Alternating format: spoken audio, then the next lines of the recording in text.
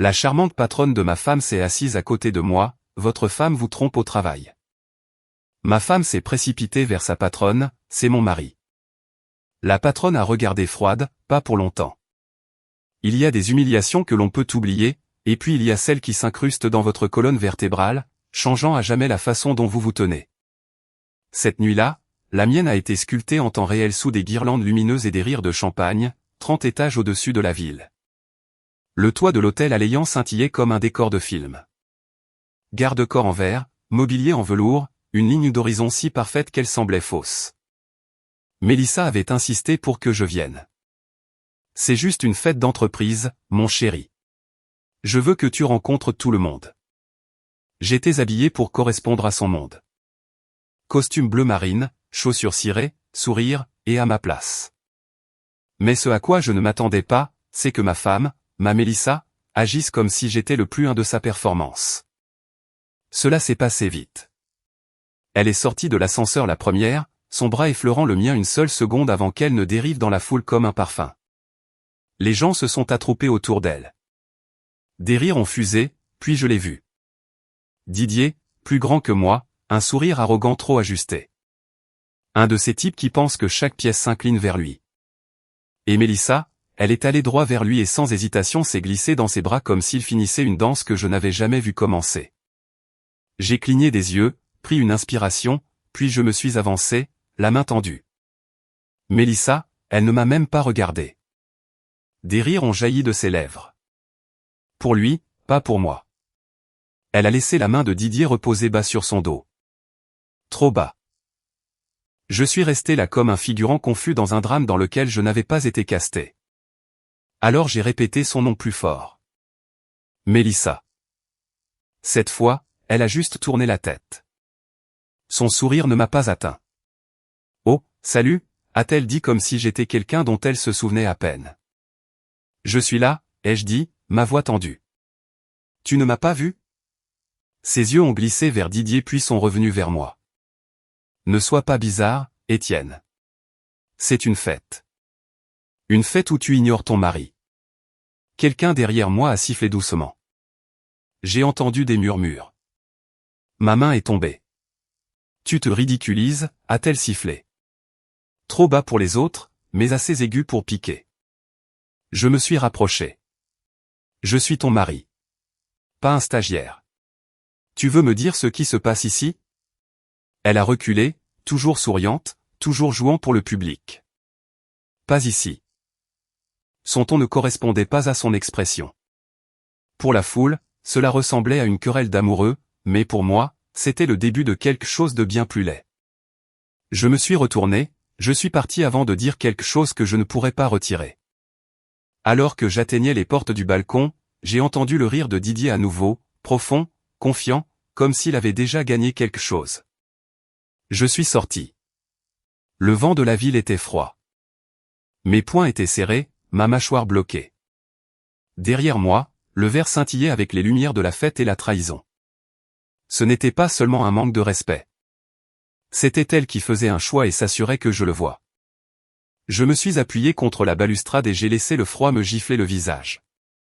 Quelque part à l'intérieur, un murmure de voix s'est amplifié, et je savais que cette nuit n'était que le début. Le froid sur le balcon ne venait pas seulement du vent. Il était maintenant dans ma poitrine, un givre amer se répandant lentement. À 30 étages de hauteur, je fixais la ville, essayant de me convaincre que je n'avais pas vu ce que j'avais vu. Mais l'image de Mélissa penchée vers Didier brûlait derrière mes yeux comme si elle y était gravée. Soirée difficile. Je me suis tourné brusquement. La voix était douce, raffinée, mais avec un tranchant qui indiquait clairement qu'elle n'était pas là juste pour s'enquérir de mon bien-être. Elle est entrée dans le clair de lune comme quelqu'un habitué à faire des entrées. Grande, robe rouge foncée aux lignes épurées, cheveux relevés comme si chaque mèche avait signé un contrat pour se tenir. Vanessa Dubois, la patronne de Mélissa. Nous nous étions rencontrés une fois brièvement, une poignée de main, un sourire poli, et c'est tout. Jusqu'à maintenant. Madame Dubois, ai-je dit, me tenant plus droit. Vanessa, a-t-elle corrigé. Je n'aime pas les titres en dehors de la salle de conférence. Ils ont tendance à gêner l'honnêteté. J'ai attendu. Ses yeux ont persisté sur moi comme si elle cataloguait ma réaction. Puis, froidement, elle a marché jusqu'à la balustrade à côté de moi, l'ourlet de sa robe ondulant à peine dans le vent. Elle couche avec Didier depuis 3 mois. Ma tête a tourné si vite que j'ai failli perdre l'équilibre. Quoi? Vanessa n'a même pas cligné des yeux. Vous n'êtes pas stupide, Étienne. Vous savez ce que vous avez vu, mais vous n'aviez pas de preuves. Je vous les donne. Elle a fouillé dans une pochette mince et en a sorti un petit objet à peine plus grand qu'une pièce de monnaie. AirTag, a-t-elle dit calmement. Cousez-le dans la doublure de son sac. Elle ne saura pas qu'il est là. Soyez patient. Vous apprendrez tout. Je n'ai pas bougé. Mon cœur battait la chamade dans ma gorge. Vous êtes sa patronne, ai-je réussi à dire. Pourquoi me dites-vous cela? Les lèvres de Vanessa se sont retroussées, pas en un sourire. Quelque chose de plus froid. Je l'ai regardée mentir avec un aplomb qui la faisait paraître innocente. Elle est intelligente, manipulatrice, et vous? Vous êtes sur son chemin. Mes poings se sont serrés, non pas de colère envers elle, mais parce que chaque partie de cela ressemblait à entrer dans un piège dont je ne connaissais pas les règles. Alors, vous me prévenez par gentillesse, ai-je demandé. Son regard a glissé vers le mien. Stable, amusé. Non, je vous préviens parce que vous méritez mieux que d'être traité comme un idiot à votre propre table. J'ai fixé l'AirTag. Elle l'a placé doucement dans ma paume. Le métal était froid, plus lourd qu'il n'aurait dû l'être pour sa taille. Et qu'est-ce que vous y gagnez? Vanessa a levé un sourcil. Disons simplement que j'apprécie les sorties propres. Et votre femme? Elle est sur le point d'en faire une très désordonnée. Le silence s'est installé entre nous comme un brouillard. Finalement, j'ai demandé, comment savoir que vous n'essayez pas juste de vous débarrasser d'elle pour vos propres raisons? Vanessa a haussé une épaule nue. Vous ne le savez pas. C'est ça, le plaisir. J'ai retourné l'AirTag dans ma main à nouveau. Mes tripes se tordaient. Une partie de moi criait que c'était dangereux, que Vanessa jouait peut-être son propre jeu. Mais une autre partie, celle qui avait regardé Mélissa rire dans les bras de Didier, savait que quelque chose était déjà brisé. Vanessa s'est penchée légèrement, sa voix juste au-dessus d'un murmure. Elle ne vous suspectera pas. Vous avez joué le mari loyal depuis trop longtemps. Utilisez cela. Regardez. Attendez. Puis elle a reculé, m'a fait un dernier signe de tête et a disparu dans la fête comme si elle n'avait jamais été là. Je suis resté sur le balcon, la ville bourdonnant sous moi, un petit morceau de technologie dans ma main, et une tempête commençait à se rassembler en moi. Je ne faisais pas confiance à Vanessa, mais je faisais encore moins confiance à Mélissa. Au moment où j'ai franchi les portes vitrées, la chaleur du salon m'a frappé comme un mur. Faux, trop poli, comme si tout dans cette pièce faisait semblant. Des flûtes de champagne tintaient, des talons claquaient sur le carrelage, et les guirlandes lumineuses du toit scintillaient comme si rien en dehors de ce verre n'avait d'importance.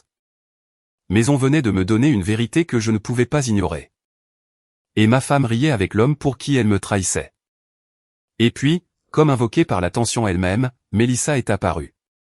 Elle s'est déplacée rapidement sur le sol, sa démarche vive, le menton un peu trop relevé, son sourire tendu comme s'il avait été agrafé. Elle ne m'a même pas regardé au début, ses yeux étaient fixés sur Vanessa. C'est mon mari, a-t-elle dit sèchement, sa voix fendant le bavardage comme un éclat de verre. Vanessa n'a même pas cligné des yeux. Elle a tourné légèrement la tête, lentement et calmement, et a rencontré le regard de Mélissa comme si elle l'avait attendu. Pas pour longtemps, a-t-elle répondu. 3 mots, doux, précis, chirurgical. La mâchoire de Mélissa s'est tendue. Mais avant qu'elle ne puisse répliquer, Vanessa s'est éloignée, imperturbable, ses talons claquant comme un compte à rebours vers quelque chose dont personne n'avait prévenu Mélissa. Je suis resté silencieux. Mélissa s'est tournée vers moi maintenant, le faux sourire disparu. C'était quoi ça, a-t-elle exigé. Qu'est-ce qu'elle t'a dit? Je ne lui ai rien donné. Je l'ai juste regardé. Vraiment regardé. Ses cheveux étaient toujours parfaits. Maquillage impeccable, mais ses yeux, ils papillonnaient, cherchant comme quelqu'un qui venait de réaliser qu'elle ne tenait plus le script. Je suis prêt à partir, ai-je dit calmement, tendant la main vers les clés de voiture. Elle a cligné des yeux. Étienne, qu'est-ce qu'elle t'a dit? Allons-y. Sa bouche s'est ouverte comme si elle voulait argumenter, mais la foule derrière nous regardait, et elle ne pouvait pas risquer une autre scène. Elle a exhalé par le nez et m'a suivi vers l'ascenseur sans un mot de plus. Le silence dans la voiture sur le chemin du retour n'était pas paisible. Il était suffocant. Mélissa n'arrêtait pas de gigoter.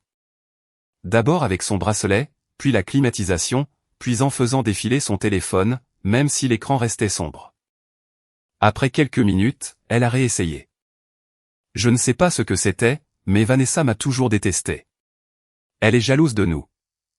Je n'ai rien dit. J'ai juste gardé les yeux sur la route.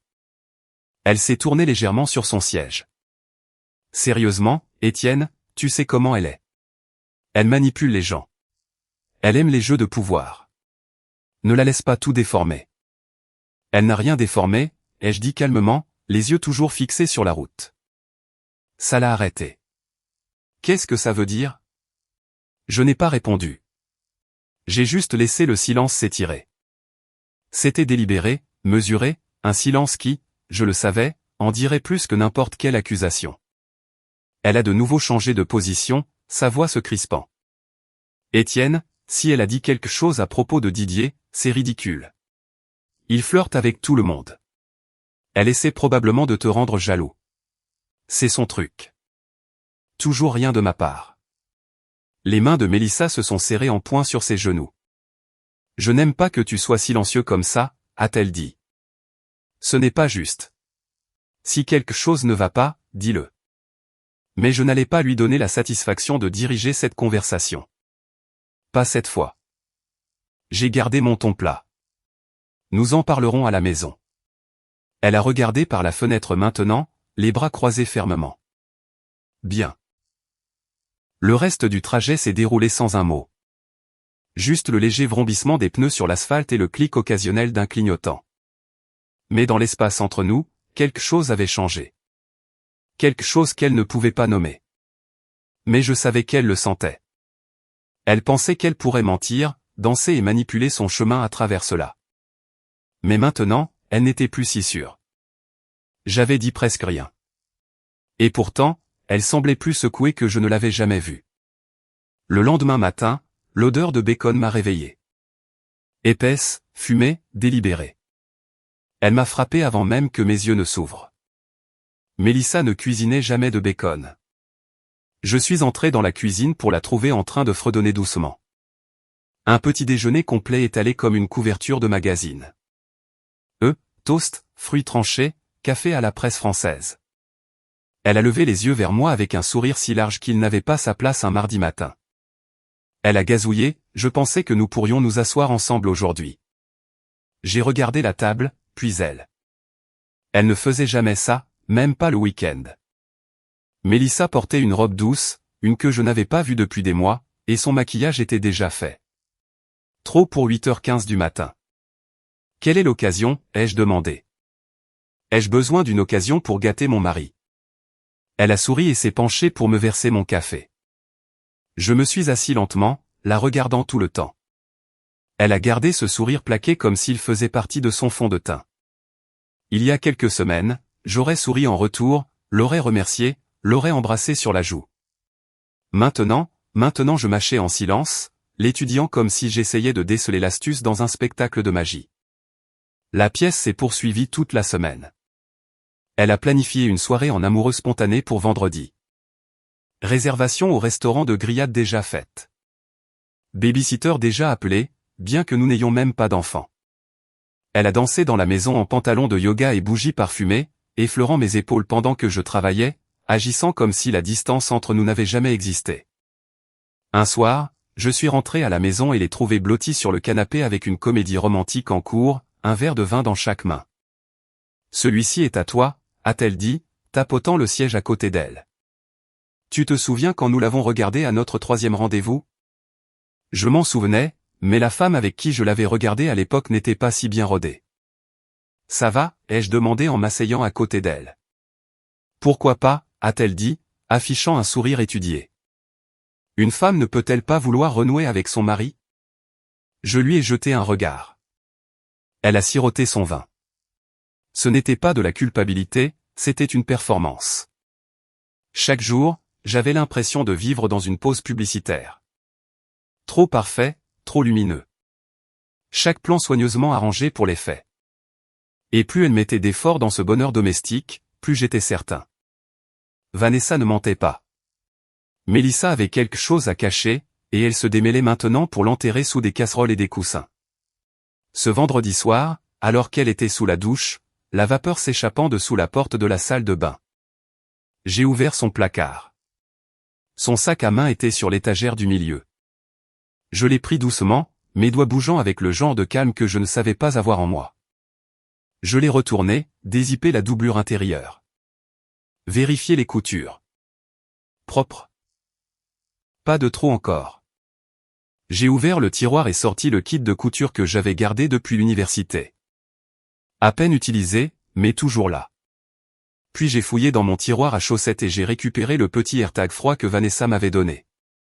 Une partie de moi hésitait encore. Cela franchissait une ligne silencieuse, mais une ligne quand même. Mais elle aussi.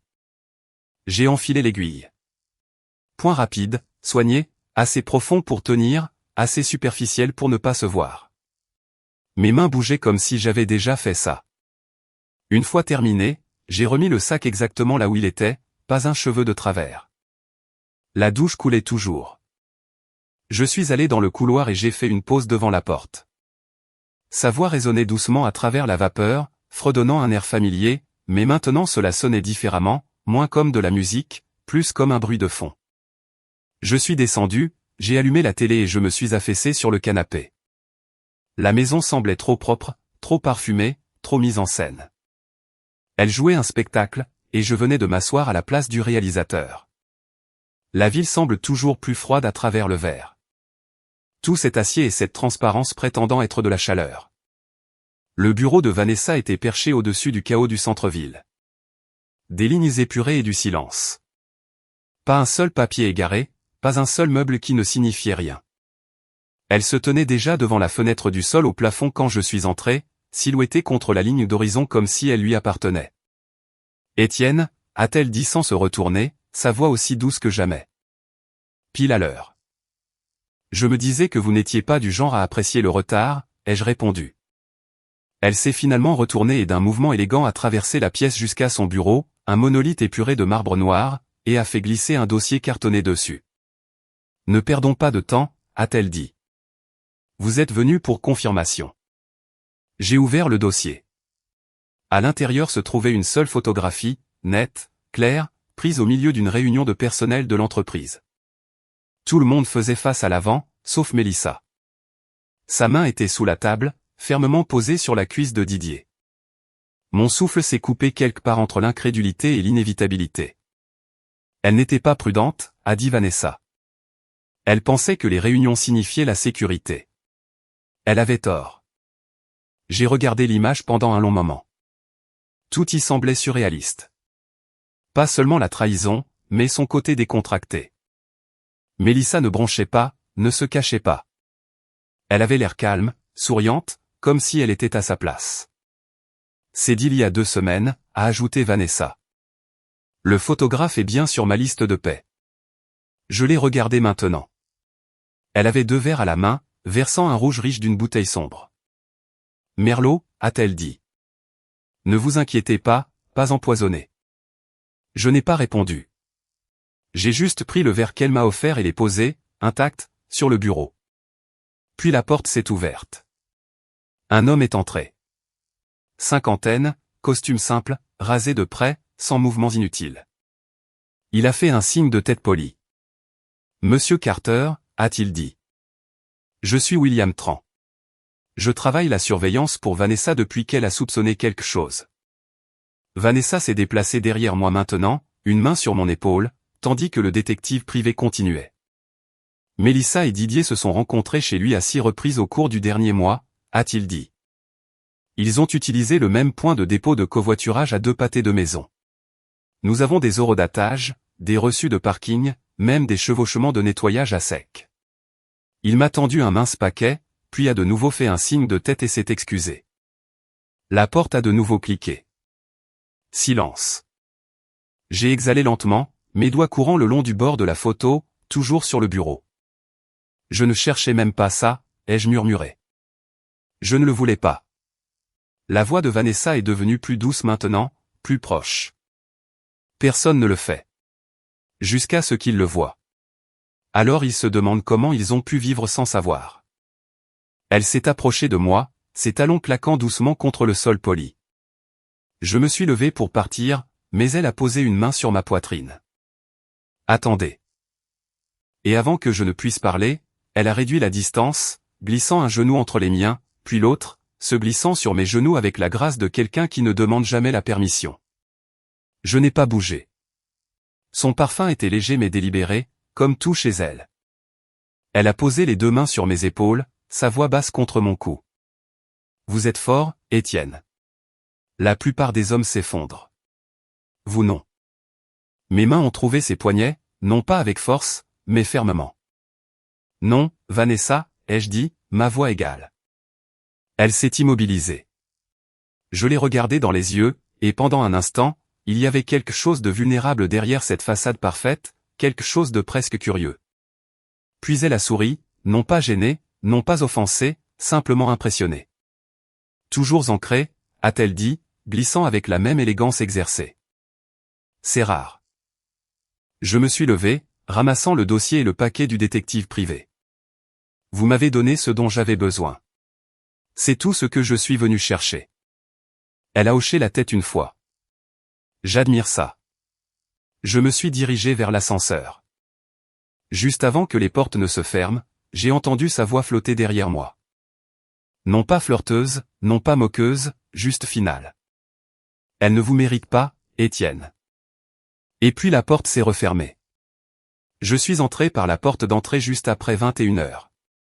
Mélissa attendait déjà, non pas blottie sur le canapé, non pas distraite par une émission ou sirotant du vin.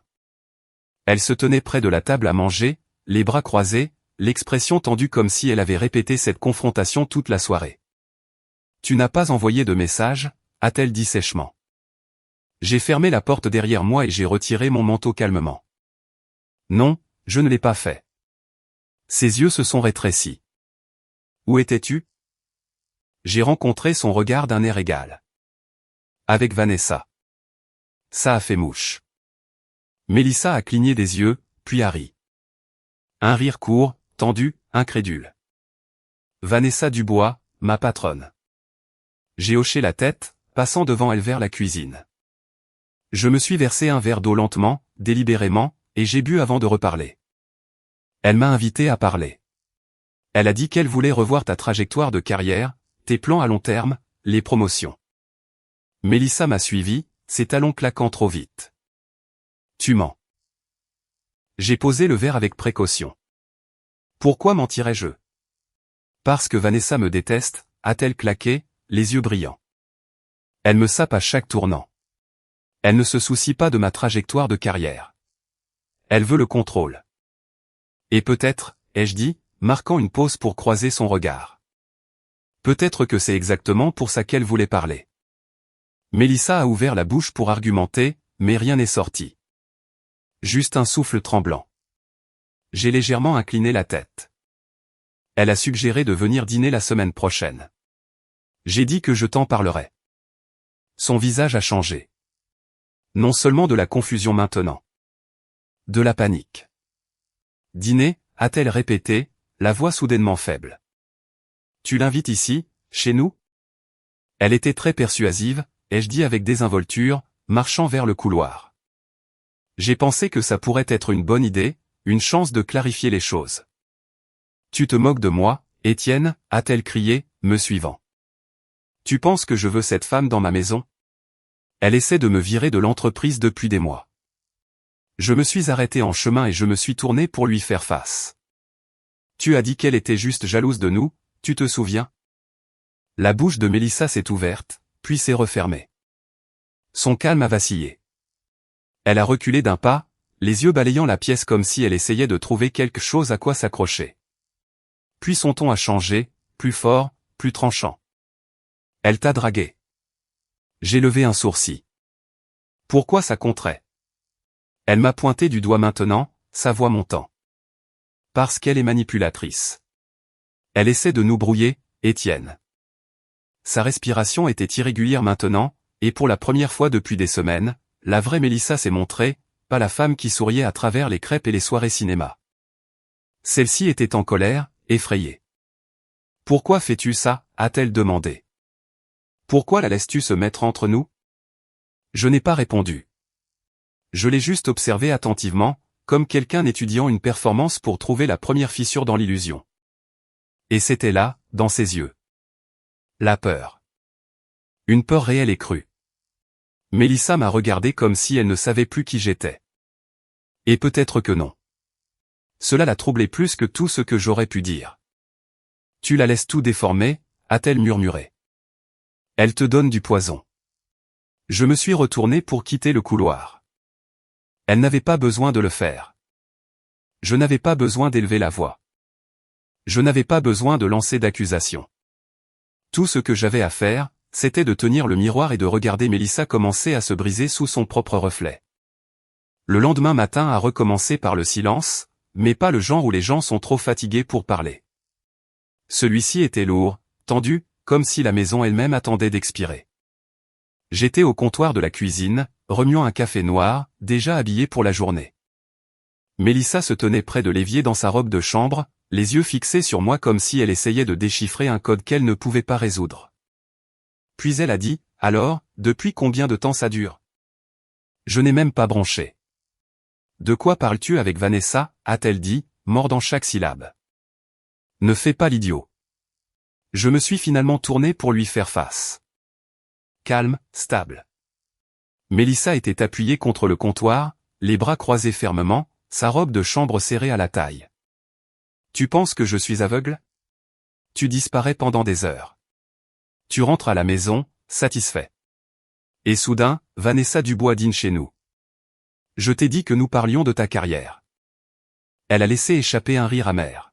« Ma carrière ? Ne m'insulte pas. » Elle a fait un pas en avant maintenant. « Tu veux me faire du mal ? Bien, mais sois au moins assez homme pour admettre ce que tu fais. » Je l'ai étudié, non pas avec colère, mais avec quelque chose de plus calme, de plus froid. « Tu couches avec elle ?» a-t-elle exigé. J'ai siroté mon café. Mélissa a claqué sa main sur le comptoir. « Étienne, toujours. » Je n'ai pas élevé la voix.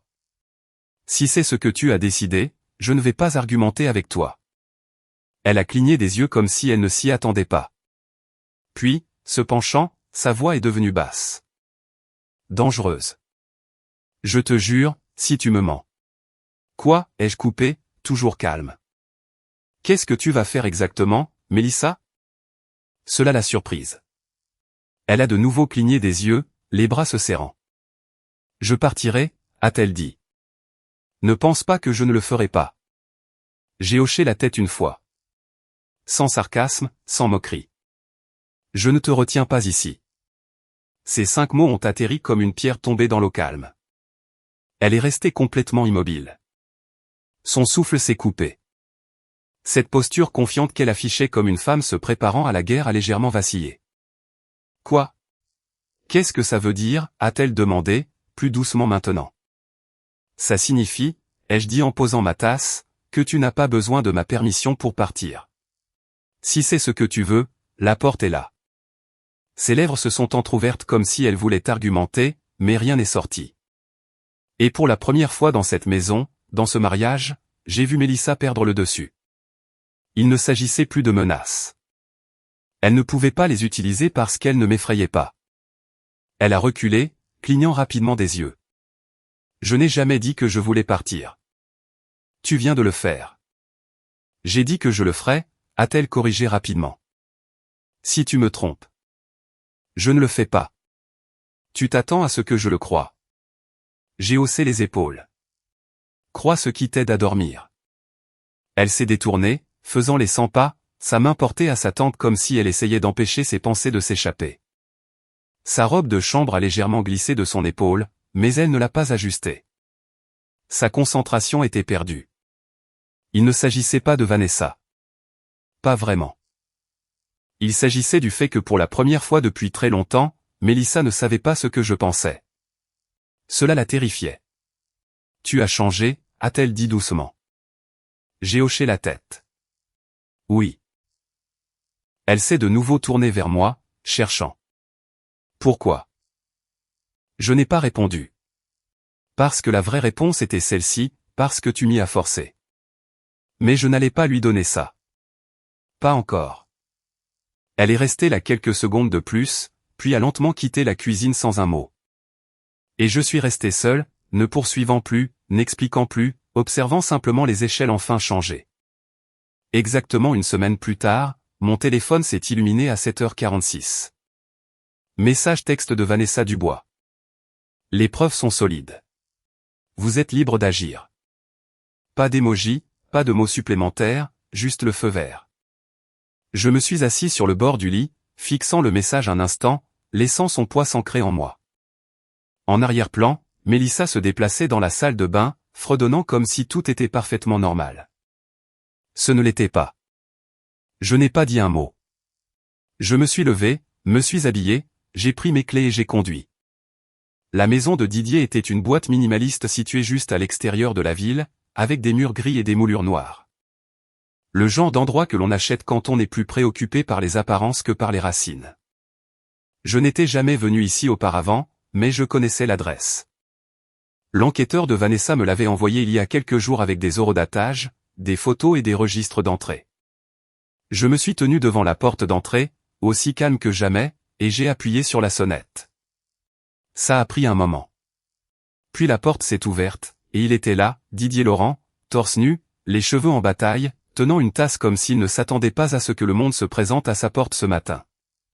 Il a cligné des yeux vers moi. « Étienne. »« Oui, » ai-je dit, m'avançant pour qu'il recule. « Nous devons parler. » Il a regardé autour de lui maladroitement. « Ce n'est pas le bon moment. »« Tu seras parti d'ici lundi, » ai-je dit. Voix ferme. Stable. Il a de nouveau cligné des yeux. Parti de quoi? J'ai légèrement incliné la tête, le regardant s'embrouiller. Tu sais exactement ce que je veux dire. Il a ri, nerveux. Écoute, je pense que tu as peut-être. J'ai des images de sécurité, ai-je coupé. Des relevés de voitures, des dates, des heures, et un beau fil clair de Mélissa utilisant ses déplacements professionnels comme couverture pour les nuits passées dans ta chambre d'amis. Sa bouche s'est ouverte. Non pas pour le nier, mais parce qu'il ne s'attendait pas à ce que ça vienne de moi. Pas comme ça. Je me suis rapproché un peu. Tu pensais que personne ne faisait attention. Tu pensais que tu ferais un coup dans mon dos et que tu garderais ta carrière impeccable. Il a essayé de se reprendre, gonflant un peu la poitrine. C'est entre toi et elle, mec. Ne me mêle pas à ton. C'est déjà fait, ai-je interrompu. Je ne t'ai mêlé à rien. Tu t'y es mêlé toi-même. J'ai sorti une enveloppe pliée de ma poche de manteau et la lui ai tendue. Considérez cela comme une notification formelle. J'ai déjà tout soumis au RH de votre entreprise. Ce n'est pas un bluff. Il a ouvert l'enveloppe lentement, et quand il a vu la première page, un rapport imprimé du détective privé, son visage s'est vidé.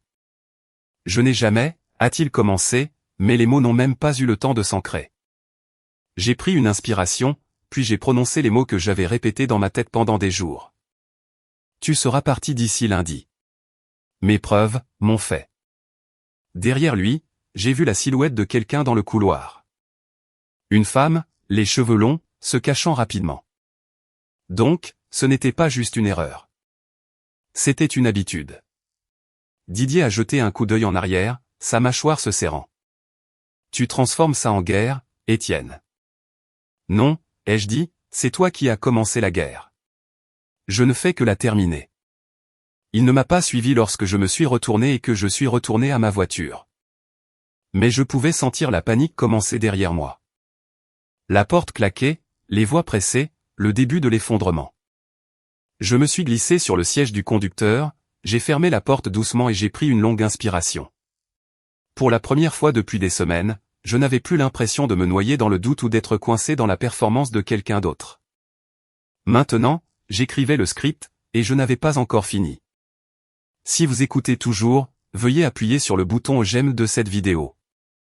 Quand je suis rentré par la porte d'entrée ce soir-là, la maison était silencieuse. Pas de musique, pas de bougies allumées, pas d'odeur de cuisine, juste le calme. Mélissa attendait déjà. Elle était assise à la table de la cuisine comme si elle avait été sculptée dans la pierre. Sa posture trop droite, les mains serrées, les yeux vitreux mais secs. Elle n'a pas dit bonjour. J'ai posé mes clés sur la console et je suis entré lentement, la regardant. Elle n'a pas bougé. Sa voix, quand elle est venue, était plate, contrôlée. Tu es allé chez lui. Je n'ai pas répondu. J'ai juste passé devant elle vers le salon. J'ai posé mon manteau sur le dossier d'une chaise. Elle a suivi, pieds nus maintenant, ne jouant plus de rôle. Son ton s'est craqué sur les bords. Qu'est-ce que tu lui as dit? Je me suis tourné et l'ai regardé. Tout ce qu'il savait déjà. Son menton a tremblé une seule fois, mais elle l'a rapidement redressé. Tu n'avais pas le droit, Étienne. Ce n'était pas ta place. Ma mâchoire s'est serrée, mais j'ai gardé ma voix basse. Pas ma place? Elle a cligné rapidement des yeux. Tu ne connais pas toute l'histoire. Tu réagis juste, Vanessa. Elle te manipule. J'ai tendu la main calmement et j'ai pris son sac à main sur la table d'appoint où elle le laissait toujours. Elle s'est figée. Son souffle s'est coupé. Une inspiration nette. Elle n'a pas terminé. Étienne, qu'est-ce que tu fais? Je me suis assis sur la coudoir du canapé, dézippant le compartiment principal sans hâte. Attends, non, a-t-elle dit rapidement. Quoi que tu penses. Je n'ai pas parlé. Je ne l'ai même pas regardé. J'ai fouillé dans le sac, j'ai tiré la doublure avec un soin délibéré, et j'ai glissé les petits ciseaux que j'avais pris dans le tiroir dans la couture. Snip. Une coupe nette, puis une autre. Sa voix montait maintenant, plus de panique que de colère. Étienne, arrête. Parle-moi juste. J'ai tendu la main, je l'ai retirée. L'AirTag reposait dans la paume de ma main, scintillant faiblement sous la lumière de la cuisine. Je l'ai levé lentement, je l'ai tenu dans l'espace entre nous. Les jambes de Mélissa ont fléchi. Elle s'est effondrée sur les genoux comme si tout son corps l'avait lâché. Pas de drame, pas d'effondrement, juste une lente capitulation. Ses mains se sont levées pour couvrir sa bouche, mais le sanglot qui s'est échappé a brisé le silence. « Oh mon Dieu !» a-t-elle murmuré. Des larmes ont coulé rapidement, sans filtre, incontrôlable. « Tu m'as traqué. » Sa voix était petite maintenant, brisée. « Tu vraiment. » Je n'ai rien dit. Je suis juste resté là, tenant la vérité dans ma main, regardant la dernière couche de ses mensonges s'effondrer en temps réel. Elle a rampé de quelques centimètres sur ses genoux, puis s'est arrêtée, honteuse même de cela. Je ne voulais pas que ça aille aussi loin, a-t-elle étouffé. C'était censé s'arrêter. Je n'ai pas répondu. Je n'ai pas posé de questions. Je ne lui ai pas accordé le réconfort d'une conversation. Ses yeux suppliaient, dis quelque chose maintenant, s'il te plaît, crie-moi dessus. Sois en colère. Ne reste pas là comme ça. Mais le silence était tout ce qu'il me restait à donner, car elle ne cherchait pas la vérité. Pas vraiment. Elle cherchait un moyen de reprendre le contrôle. Et elle sentait maintenant pour la première fois qu'il n'y en avait pas. L'air entre nous s'épaissit, tranchant avec tout ce qui était tu. Elle resta à genoux, pleurant doucement. Et je regardais la femme que j'avais cru connaître se défaire devant moi, fil par fil. Non pas par un cri mais par le silence. Et ce silence disait tout. Tout s'est dénoué plus vite que je ne l'avais imaginé. 3 jours après que l'AirTag ait frappé la table, Vanessa a appelé. Sa voix était calme. Pas satisfaite, pas froide. Juste certaine. C'est fait, a-t-elle dit. Le service juridique a récupéré les journaux de serveur. Didier et Mélissa déplaçaient tous les deux des fichiers hors plateforme. Des dossiers confidentiels, des listes de clients. Ça va être laid. Je n'ai pas dit grand-chose, je l'ai juste remercié. À la fin de cette même journée, la carte d'accès de Mélissa avait été révoquée. Le lendemain, le bureau de Didier était vidé avant le déjeuner. Pas de gros titres, pas de drame bruyant, juste des licenciements silencieux avec des accompagnements RH et des rappels de confidentialité. Mais la nouvelle s'est quand même répandue, surtout dans leur industrie. Les murmures suffisaient à tout brûler. Elle n'a pas essayé de le nier quand tout est apparu au grand jour. Il ne restait plus rien à nier. La salle d'audience était propre, lumineuse, clinique. Je me suis assis à côté de mon avocat, blazer impeccable, le dos droit. Je n'ai pas bougé. Je n'ai pas changé de position. De l'autre côté de l'allée, Mélissa ressemblait à quelqu'un que je reconnaissais à peine. Ses cheveux étaient tirés en arrière, son maquillage trop pâle, son blazer, une taille trop grande, comme si elle avait emprunté la vie de quelqu'un d'autre pour la journée. Elle n'a pas pleuré. Elle n'a pas parlé, mais elle m'a regardé, non pas suppliante, non pas défiante, juste vide. Ses yeux cherchaient quelque chose. Un éclair de familiarité, un moment de douceur. Je ne le lui ai pas donné. Le juge a mené l'affaire rapidement. Le vol de données avait tout changé. La division des biens n'était plus contestée. Il n'y aurait pas de pension alimentaire. Le témoignage de Vanessa, ainsi que le rapport du détective privé, s'en était assuré. Mélissa a perdu son emploi, a perdu son procès et, à bien des égards, a perdu sa version de la réalité, celle où elle maîtrisait encore le récit. Alors que nous nous levions pour partir, elle s'est lentement levée de sa chaise. Et pendant un instant, juste une longue seconde, elle m'a regardé avec la douleur tranquille de quelqu'un qui comprenait enfin ce qu'elle s'était causé. Non seulement le mariage, mais le respect, le calme, la version de moi qui avait l'habitude de la croire. Et je suis passé sans rendre son regard, car certaines fins n'ont pas besoin de mots finaux. Certaines fins sont l'écho de ce qui n'a jamais été dit à temps. 3 semaines se sont écoulées. La poussière ne s'est pas tant déposée qu'elle a juste cessé de m'étouffer. Le silence m'a d'abord semblé étrange. Plus de tension sourde sous chaque phrase. Plus de remise en question de mon propre reflet, juste le calme. Et puis, un samedi après-midi, je me suis retrouvé dans un café au bord du lac, le genre avec des chaises en bois déformées et du café servi dans des tasses dépareillées. Ce n'était pas un endroit que Mélissa aurait aimé. Vanessa était déjà là. Elle portait un doux manteau gris, les cheveux lâchés pour la première fois depuis que je l'avais rencontrée. Pas de talons, pas de maquillage protecteur, juste elle, différente ou peut-être juste réelle. Je n'étais pas sûr que vous viendriez, a-t-elle dit alors que je m'asseyais en face d'elle. Je n'étais pas sûr non plus, ai-je admis. Elle a souri. Pas un sourire aigu, pas répété, juste tranquille. Nous avons parlé un moment de rien, principalement. Le travail, le temps, la façon dont les feuilles tournaient plus lentement cette année. L'air entre nous n'était plus froid comme avant. Il n'était pas calculé. Il était clair. Après une pause, elle a croisé les mains autour de sa tasse et m'a regardé, les yeux stables. J'ai voulu dire quelque chose depuis un moment, a-t-elle dit. Je vous connais depuis plus longtemps que vous ne le pensez. J'ai légèrement levé un sourcil. La première fois que je vous ai vu, a-t-elle continué, c'était au gala d'hiver il y a 3 ans. Mélissa vous a présenté.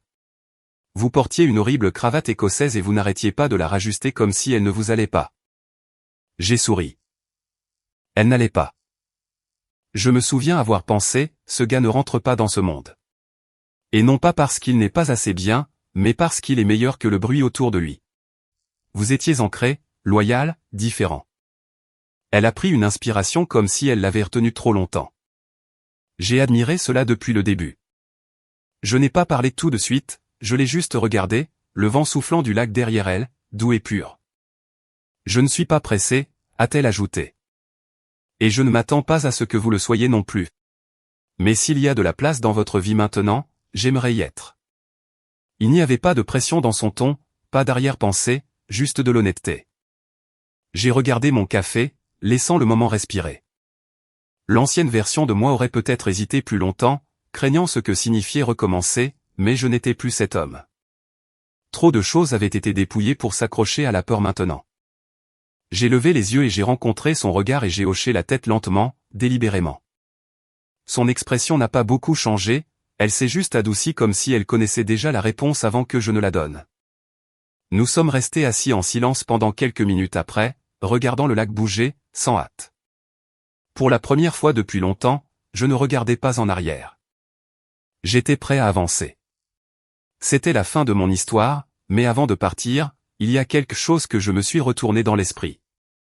Vanessa a pris la décision d'exposer Mélissa et Didier, même si cela aurait pu avoir des conséquences négatives sur sa carrière, tout cela pour protéger l'entreprise et peut-être moi.